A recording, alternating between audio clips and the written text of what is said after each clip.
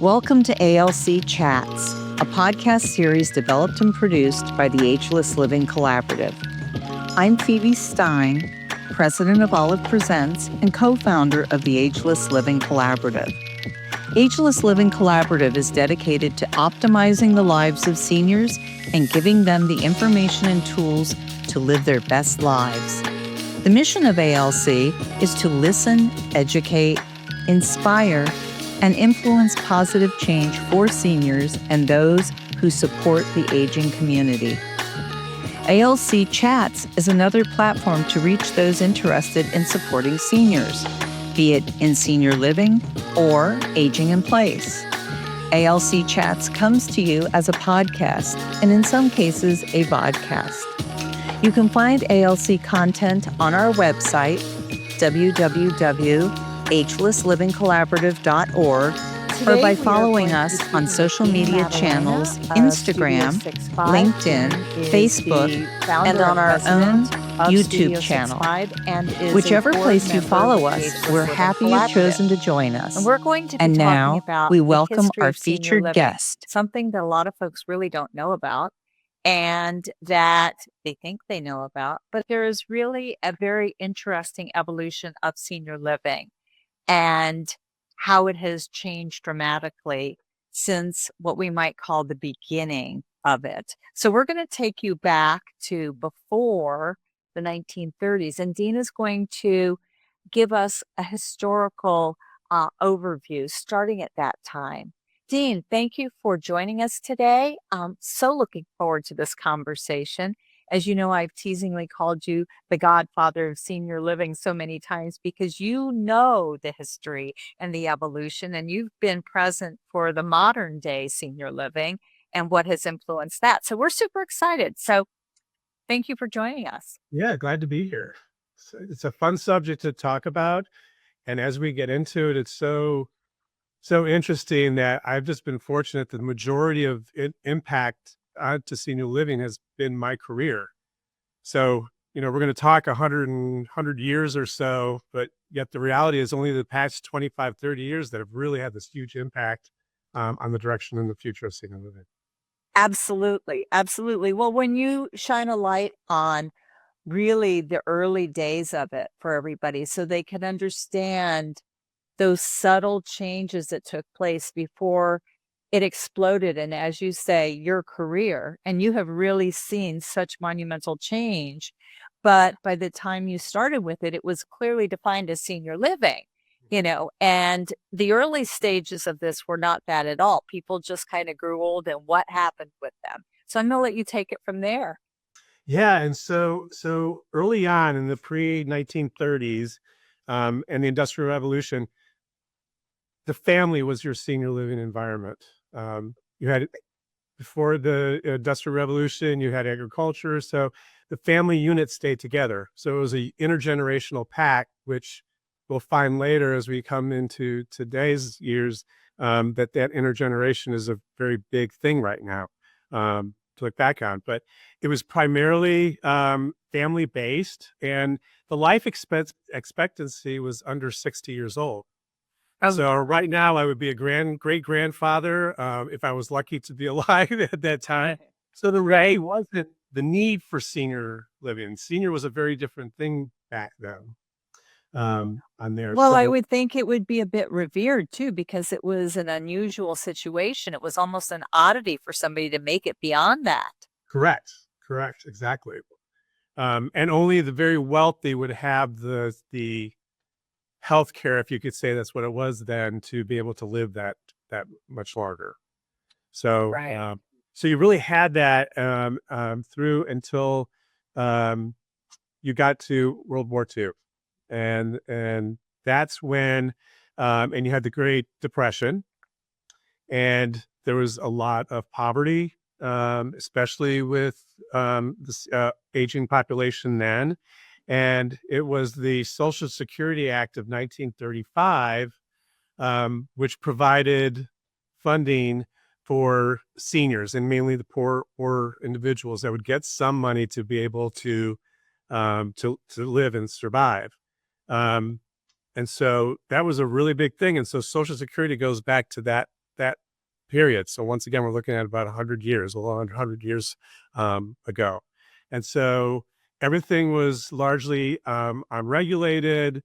You had private boarding homes, you had alms homes, rest homes, as they might be called, and the dollars that they would get would go towards that. And then also you had the Veterans Administration creating environments for aging veterans at Right. that time. And so that was kind of the beginning of the social network and holding us. So they were really on the forefront of it, the Veterans Yeah. Administration. Yeah, taking care It's of. really an interesting thing because when you think about some of these folks who came back and they didn't have families necessarily, and the fact that, there was the formation of the Veterans Association and their various tentacles, if you will, to take care of war vets, it's really remarkable. It's kind of taken for granted, and unfortunately, positive or negative, it hasn't really kept along with it. It hasn't been able to trend forward as much recently, and it has great roots in our history. And certainly, as long as we have veterans, we should have a way to take care of them. Yes, yeah, and they're continuing to create new ones right now. Not to the extent that they necessarily need, but it's been around and consistent. We'll put it that way. Through that period. And it was 1946 that you had the Hill-Burton Act, which then created construction infrastructure for medical institutions. So that's when you started having more hospitals being built. And on the senior side, it was nursing homes. So the nursing homes were really the first senior living environments. And I'll use the F word there and say facilities for long-term care. That's right. But once again, they weren't regulated Right. so much. But it laid the foundation for expansion of skilled nursing facilities and nursing homes. And so that's why you'll see a lot of nursing homes, older nursing homes in more rural areas, tertiary areas. They're still around today, in need of update or being torn down. Right. On that side. But that was a big step on that, taking care of the seniors at that time. And when they were defined as nursing homes, and as you called them, facilities, was that at that point a self-pay situation? Was that something that was taken care of for people? How were the people who needed that kind of support able to take advantage of the nursing homes? Self-private pay, but mainly it was social benefits on that side. Okay. On that piece. Where then it really changed is in the 60s, and in 1965, you had the introduction of Medicare and Medicaid. Right. And Medicaid is then what pays reimbursables for nursing care. And that's when they really exploded. So you had growth in the 50s, and a lot of like I said, a lot of the ones built in the 50s were federally backed for that piece. But it wasn't until Medicaid came on board that you had private developers then building and the operators being able to get reimbursed by the federal government for the care. So as it stands right now, and I'm going to digress for a second, do we have enough of those type of facilities? And those are the facilities and not Yeah. communities. Do we have enough for our needs right now? They are not really being considered or built so much right now. They have shifted from the senior living industry to the healthcare industry because the way the reimbursements were structured, that it wasn't economically feasible. It's very, very difficult for an existing nursing facility or skilled nursing environment to operate. And so that's why it's very difficult right now. And a lot of the new CCRCs, which I'll talk about in a bit, aren't building skilled nursing. They're affiliating with existing for insurance purposes, but they just can't make the dollars work So in essence, for somebody to be in a skilled nursing facility, there needs to be a medical need. Yes, and the way that they do work is that Medicare will pay a reimbursement for like post-surgery for a limited amount of time. And so those I've been developing recently, and a lot of those are private pay. So after plastic surgery or something that's elective, you then need to go there. You get private care before. Well, that's not just for seniors anymore. Yeah, exactly. And so they aren't just seniors. Okay. Anybody. So, because back then, the long-term care was whether you needed long-term care or not, that's where you went. There was no, if you were older and on your own and just needed a little bit of help, that's where you went. And it was strictly healthcare, strictly institutional, certain guidelines, and then that's what you followed. At least it became, after the Medicare, Medicaid, it started becoming regulated, which was a good thing. Quality of life and everything was a little bit better, but still it wasn't anything about being home or having a lifestyle like you have now. There was no engagement for the people who lived there. None whatsoever. Okay. Well, thank goodness we're coming into the modern era. Yes. And it was in 1967, the Moss Amendments did the regulation side. And so they became much more safer environments. I'll put it that way on that side of it. But then is that still the definitive standard then, the Moss Amendments? Are they there's newer ones and they're also state regulated. So the regulations have been greatly increased over the time. Great. So then we get to the 70s and 80s, and this is where you really begin to see senior living communities being developed. The first CCRC, which is a continuing care retirement community. So what that means is you move in once and they'll take care of you through end of life. So initially that was independent living and skilled nursing. And the first was in 1967, a Quaker community in California. Then they expanded. The highest concentration right now are in Pennsylvania, Virginia, California, and Florida. And they're mainly faith-based. So your original senior living communities, in most part, were faith-based communities. And they really, not-for-profits really took over, and you really did not have any for-profits around at that initial time. Okay. Well, what did somebody do if they didn't live in one of those 4 states? Did they tend to go out of state, or were they still trying to be with nursing homes? Or be with if family members wouldn't take them, they were stuck with nursing homes. Yes. And still a lot of that, even though suburbia was expanding, you still had your highest population of seniors in rural areas that did not move out. And so all they had available to them was either family or stay in your home and have help and have friends and family come and take care of you, or nursing homes. That was it. Okay. So nursing homes were getting a bad rap. No one wanted to be in them. And so in Oregon, the first assisted living community, as a response to the negativity and the impersonalization of nursing homes, they developed what's called assisted living. So assisted living was more of a home environment rather than a hospital institutional feeling. It emphasized home, personal dignity, autonomy, choice.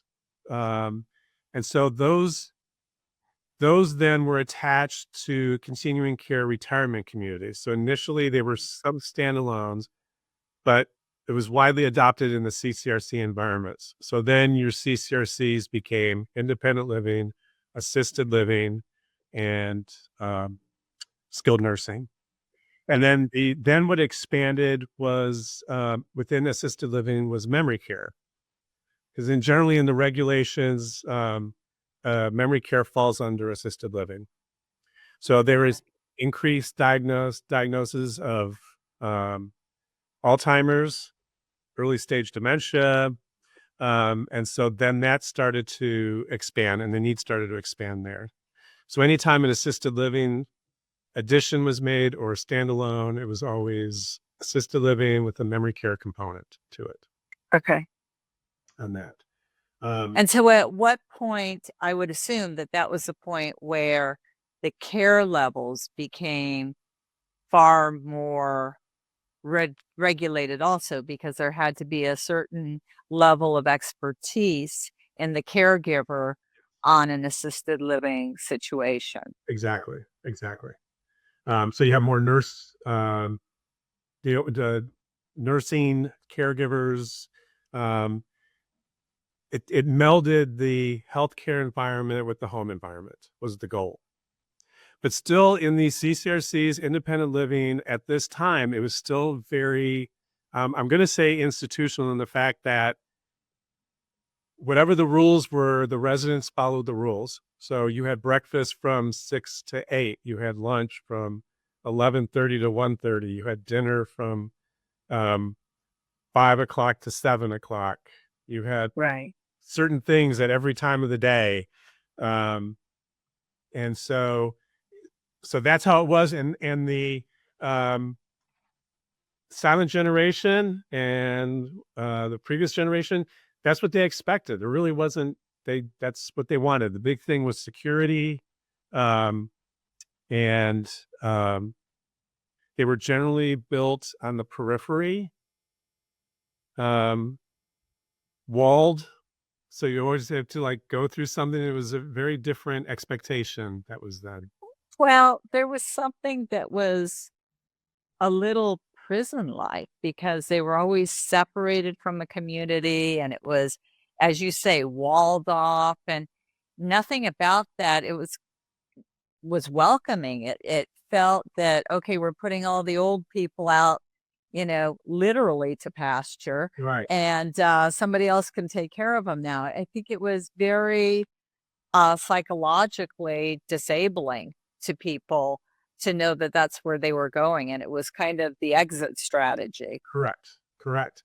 And so at that time, the silent generation was taking care of their parents. And so then the industry started to pay attention to what the silent generation wanted. And they wanted a little bit more choice, a little bit more home-like environment. And so that's what began to shift as we entered the 2000s in there. My career in senior living started in the late 90s. So it was seeing that older method of caregiving. And it was at the time where they were adding all these assisted living units. And so that was like so many of those I did coming into existing CCRCs and adding assisted living. And as I recall, they all pretty much looked the same, and they all used the same color, mauve and sea foam. It was very traditionally right. on there. And just as a side note, so we're getting into the 90s, and this is at the time. So some of my first projects were in Japan, and they were then just experiencing the need for senior living because both the parents were working, and the parent could not live at home anymore. They couldn't take care of them. So they started started to build these, and they were like 20, 30 years behind what the United States was doing. So it was interesting to see that need pass on to somewhere else. And if you look at today, there's the highest concentration of seniors are in Japan. United States and Canada and United Kingdom are not far behind. It is remarkable when you think about Japan even going into this space, because the intergenerational, as we are calling it now, was the model. They always took care of their parents and the seniors, and they did it at home. And so the cultural shift of having any type of senior living outside of the home had to have been extraordinarily difficult for families to say that either their children had housed them out, or for children themselves to say, we can't take care of our parents, which was always unexpected. Yeah. So what we talk about, the evolution of design with this, but also the cultural shifts are equally as important.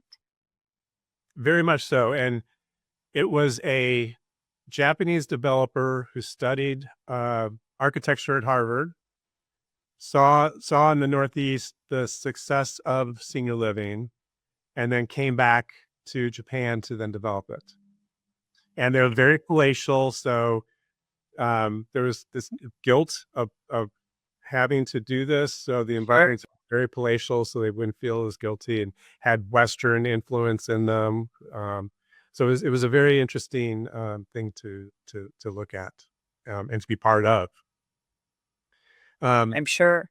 Yeah. And so the 90s came, and then you started getting the introduction. They're seeing this is real estate possibility. Money can be made. Look at the future of all these seniors that are going to be entering the marketplace. And so then we get our REITs, real estate investment trusts, that starting to participate and provide money to the developers to be able to then develop these type of elements. So you started to see for-profit developers and operators come into the market and be able to take advantage of that. And they looked at primarily independent living, assisted living, and memory care, just because the easier regulations, they didn't really want to get into, once again, skilled nursing. Right. So you'll see even today, your for-profits are generally independent living, assisted living, memory care. Your not-for-profits will also include skilled nursing in there, just as a mission statement for it. But even then, they're reducing the amount. Sure. Mainly, Well, they want to make money. They don't want to spend money on yeah. care. They want to make money. They, Yeah. It's no different than selling a condo, right? That's the goal.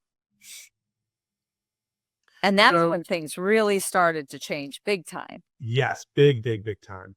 Because now the for-profits started to really look at the hospitality models, looking at different opportunities. You had the Marriotts, you had the Hyatts coming up, and you had Sunrise that took the assisted living model and just built it all around the country to keep. Well, it was interesting too, though, because even the people who were early into this segment, when you think of the Del Webbs of the world, they had built a model that also had to evolve at that point, because their model wasn't broken down into independent, assisted, memory care. It was a very different model. So then they had to adjust. And I think that that's really interesting, because they were early into something and were building community as opposed to facilities, which was great. But then because of the REITs and because of their influence, then those early adopters kind of had to, make some changes quickly to be relevant, which they were able to do. Good for them. Yes, yeah. And the Del Webbs developed in mainly for the snowbirds who would come down, want to go. Wouldn't it be great to live here all the time? And sure enough, they built it. If you built it, they will come, and they came. And there it was just based on large scale, single family homes, which you can throw up really quick. And it met that need for quite a while. And so a lot of these assisted living and memory care then built up around those to be able to support that. To augment them. Mm-hmm. Yes. Perfect. Yeah. And so now you have the newer communities being built for the silent generation. And there that you started looking more at wellness, lifestyle. The really big model in the 2000s was residence-centered care. And so the big shift on there, and it's just so hard to believe that it was in 2000 that this happened, was, Amazing. yeah, that, you know, something, if I want to have breakfast at 10 o'clock, I should be able to have breakfast at 10 o'clock. If I want to have dinner at 8 o'clock, why can't I have dinner at 8 o'clock? Right. And so they started shifting from this institutional approach of this is when something happens to then creating a caregiving model or an operating model that's based on the residents' needs and wants. So you started having kitchens that service those restaurants open all day, meet the needs all day. You had the residents decide when they wanted to have the movies, when they wanted to play cards, when they wanted to have swimming lessons. It was really focused on them. And there was a huge shift for so many of these communities that were so ingrained in doing it a certain way. And so I always tell the story, you know, and now, so this was early 2000s, and we had the idea of creating a bar inside these communities. They had never done this before. It was like, well, you can have happy hour, you know, maybe in the morning you can serve coffee there. You know, it's a more casual environment. We're like, oh, well, we just don't do that. And it's like people were having happy hour parties in their rooms, or people were drinking by themselves in their rooms before coming down for dinner. And so nothing was happening socially. And the whole idea of this community is to have a social engagement, right? Right. So they finally agreed to it. Was the first one and made this big blitz in the industry. And now you have every community that's built has a bar, and it's based on the Starbucks model, the third place. And it serves coffee in the morning, drinks in the afternoon. You don't have to be in your room to drink, and it just creates a social interaction that's there. And that was a huge shift just 20 years ago. Well, because the people demanded, if you're asking me to leave my house, I'm not done living. There are things I still like to play golf. I still like to, as you said, swim or play bridge. And no, I don't want to be relegated to bingo. I still have a lot of life left. So, you know, because we weren't dying at 60, we were aging well into 90s. And they wanted to make sure that if they were going to leave their home and leave their full independence, that when they moved into a new community, they still had enough independence to be able to take advantage of the things they wanted to still do. Exactly. Very important. Yeah. And they had to meet that shift. Right. You started to see some healthcare related models like the Eden Alternative and the Greenhouse Project, which are more smaller home models. I know the Greenhouse Project is one of your favorites, and that's it's more on assisted. Sometimes it's in the skilled nursing care where it's a household of 10 to 12 people. I love that small house model. Yeah. Universal caregiver. So the caregiver cooks, works with the residents all day, so they get to know them personally. And it's just more of a little more commune type of environment. Right. I think it's brilliant. You know, if you still want to garden, you can garden. If you say, I want to make the Sunday dinner every Sunday, you can still do it. If somebody wants to curate the library, they get to do it. So it's very much an involvement in the community and how it operates. And that was a brilliant new addition to be able to do that. Yes. And it's great for smaller markets too. Absolutely. Yeah, on that side. So it's easier to build.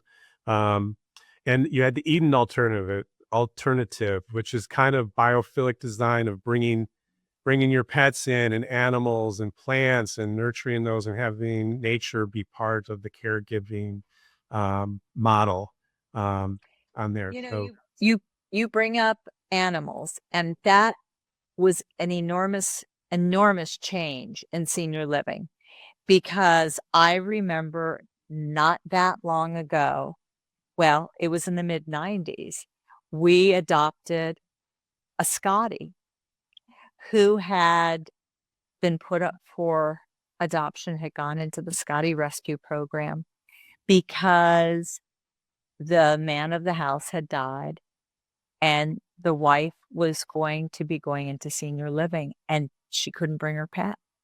And it was heartbreaking. And, you know, there were shelters and rescue services filled with dogs like that. And the good news is today they can bring their dogs. Oh, yes. Oh, yeah. And I think that that is a sea change, and it's so great for the dogs and the humans.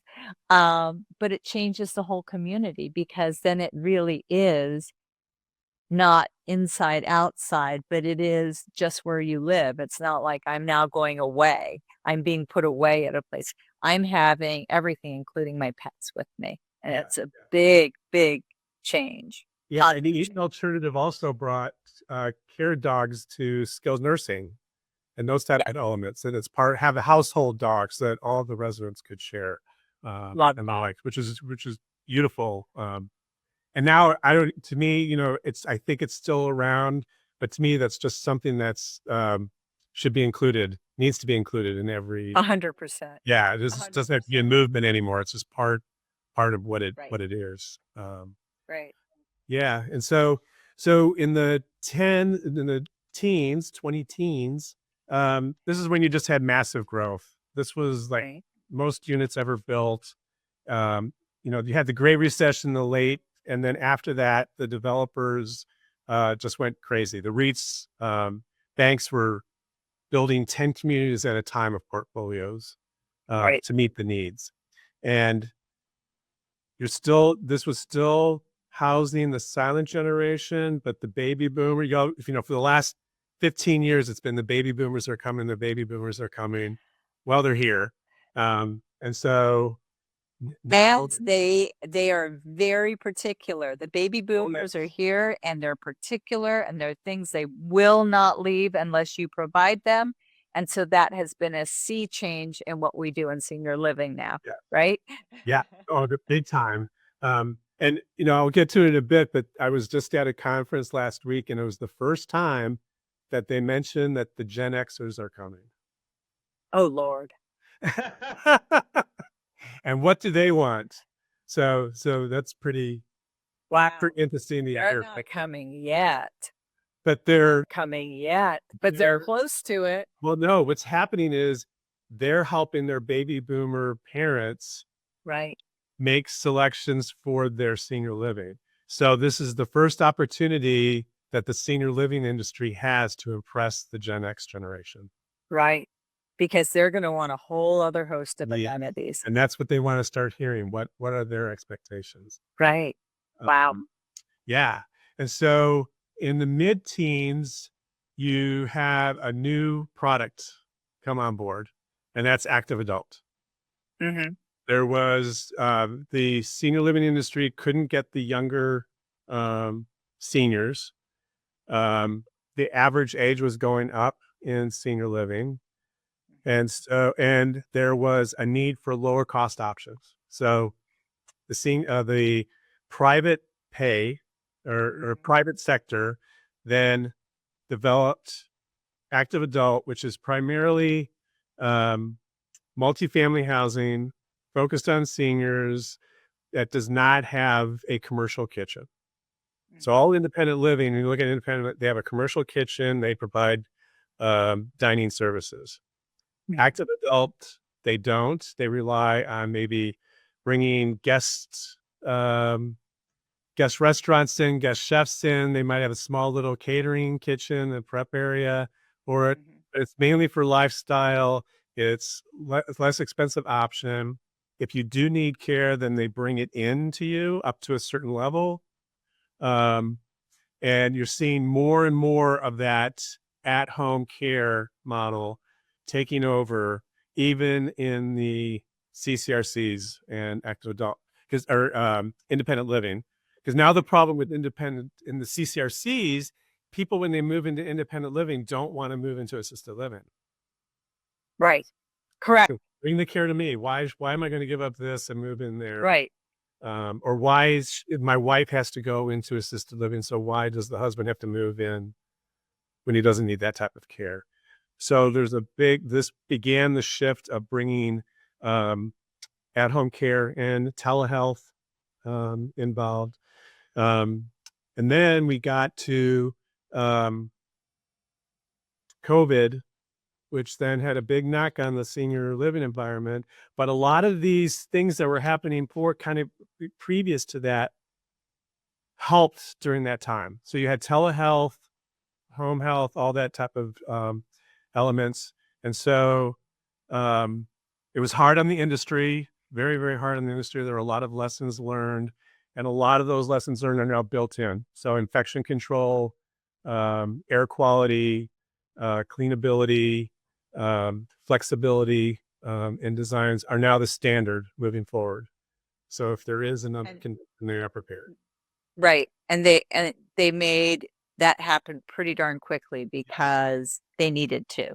And so although it was a horrible thing, and it certainly did turn a lot of people off of even contemplating a senior living community, I think the industry stepped up very quickly to remediate and to make it a positive environment and to adjust, to give that flexibility to adjust for situations like that. Yeah. I really do think they did a good job. Yeah.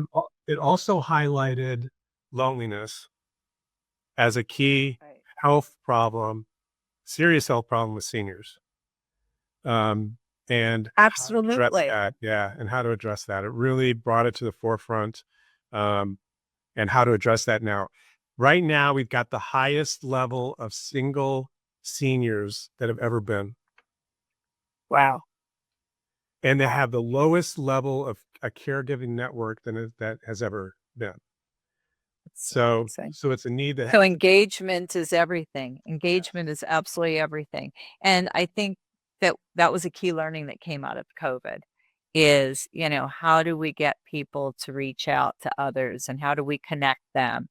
And I think we have a lot of things in place these days, but boy, that was a scary thing. Well, that was the beginning of the Ageless Living Collaborative.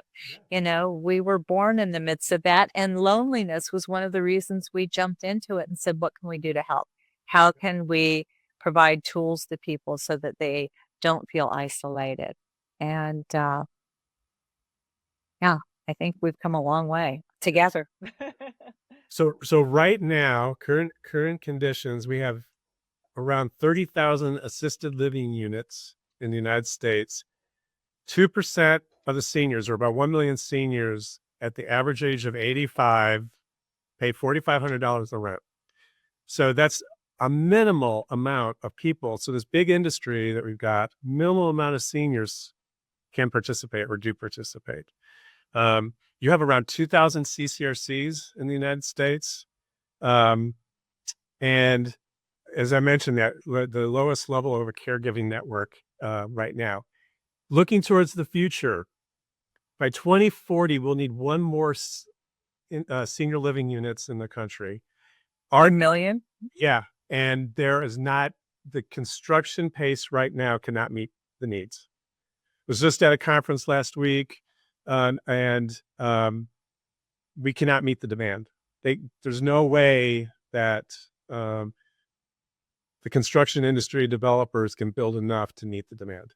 And that demand is only 5% of the senior population. When you look at that. That's so crazy. So what happens? What are they projecting happens? Because if they know they can't meet the demand, what are the options that they're exploring? Well, there you look at technology on there.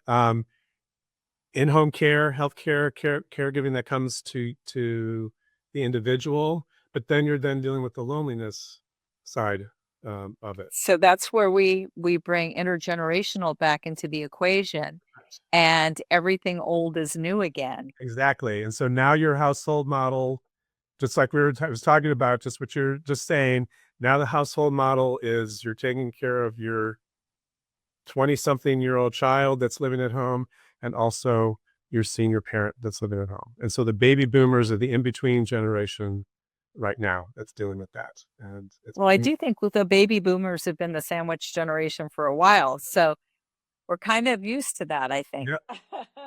Yeah. So that's going to be big. Active adult will boom because it's a lot easier to build, and develop, less restrictions and the like. So that will continue to really grow. And it'll also somewhat address the middle income type of individual. But developers are looking at that need. When you look at the savings that people and seniors have, it can't pay for itself. And then we all know Social Security issues that are happening there. AI is really huge in developing tech-enabled companions, and how that'll work. Bringing purpose to life is the moving forward. Sustainability and design. So there's a lot that they're looking into, but yeah, it's a scene that there's no way that we can meet the needs in terms of construction. Like right now, they could be building. So right now, occupancy at senior living is exactly what it was pre-COVID. Wow. Okay. So there is the need, but the dollars Right. don't pen right now. And so that's why there's not a lot. It's the lowest new starts in senior living in the past 30 years. Well, it's time to get working, Dean. Yep, exactly.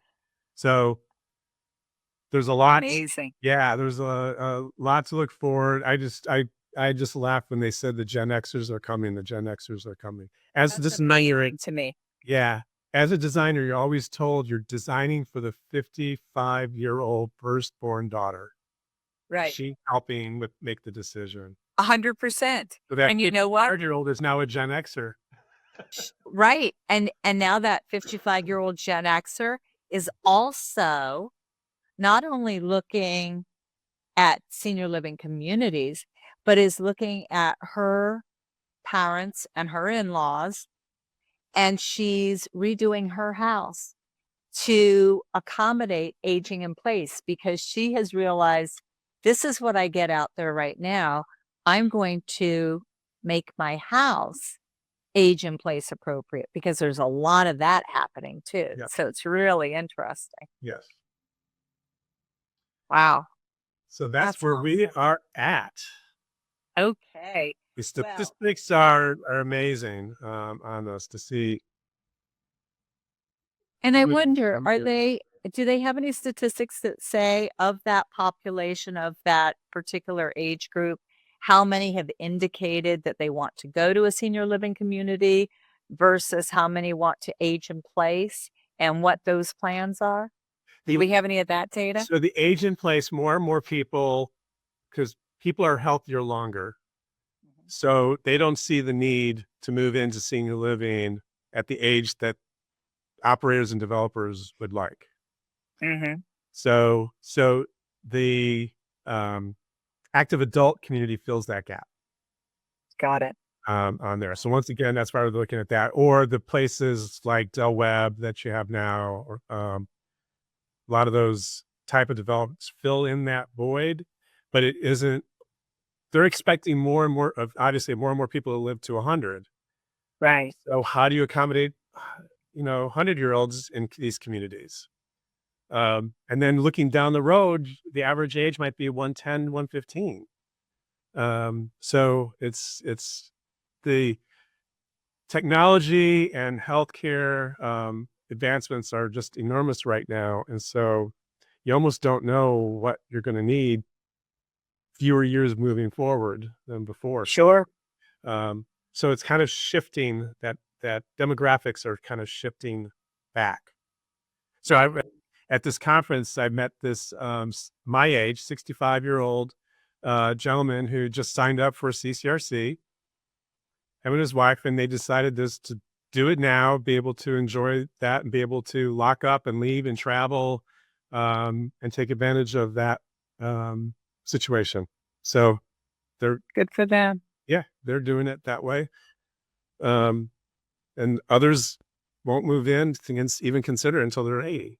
So right. Well, my mother was one of those. She didn't move in until she was 83, and she lived in independent living for 10 years. Yeah. And she had no interest in going into a community. She was absolutely happy, and working, volunteering various activities, and being on her own in her community. She wanted nothing to do with going to senior living until that point.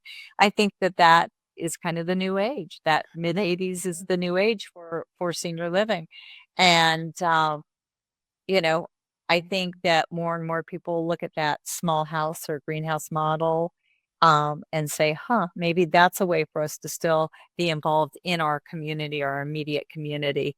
And the intergenerational, I think, gives even more opportunity for people to get the support they need, and yet still be vibrant and involved and maybe help the next generation. Maybe they're, helping with homework, or they're, babysitting or whatever, but they're involved in some aspect of that intergenerational piece as well. So I think today we have so many more models from which to choose. And there's not you're old, you're being shipped off to the old home, and that's it. I think that we have a lot of offering for people and more to come. Yeah, and most people don't even understand what these senior living options are still. Right. So in areas that have high concentration, they've already had one or two generations that have lived in these communities, and it's kind of like, what it is. But there's still areas that don't have any idea how nice they are, all the benefits to them, how they work. So they don't even know it's an option. They don't even know it's an option. Limitations. Well, and as you know, we have spoken together on many a panel and asked the audience who's come to hear the panel, how many types of senior living do you think there are? And people are unclear. They don't know that there are more than 3. They all think, if they get an independent living, assisted living, and memory care, they think they've hit it. They get the A for the class, and it's not. There's so many more options, faith-based options that we didn't even discuss. Yeah. Niche markets that, you can be part of a certain niche group and want to hang out with people who enjoy the same thing. And, there's a community for you in that too. So there's so many options now to consider.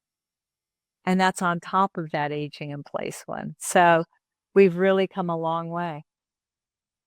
Well, thank you for sharing this really informative timeline and looking at where we are today and where we started. It is really quite a remarkable journey. And I think that we're finally at a place that we can be really proud of, where there are so many options.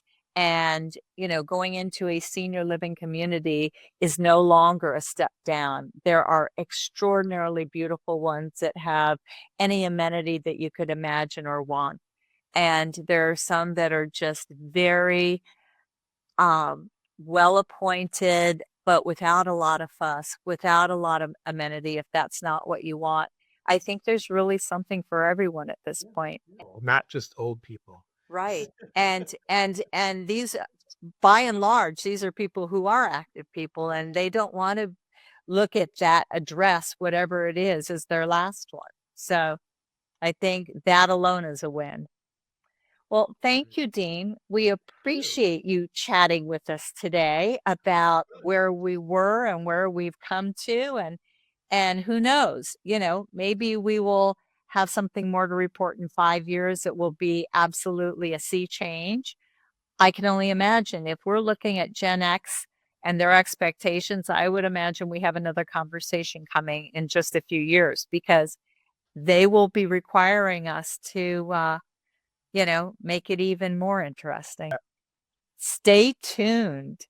Well, thanks again. And please join us at ALC Chats on YouTube or Spotify, or you can come to the Ageless Living Collaborative website, which is agelesslivingcollaborative.org. Thanks for joining us today. Thank you.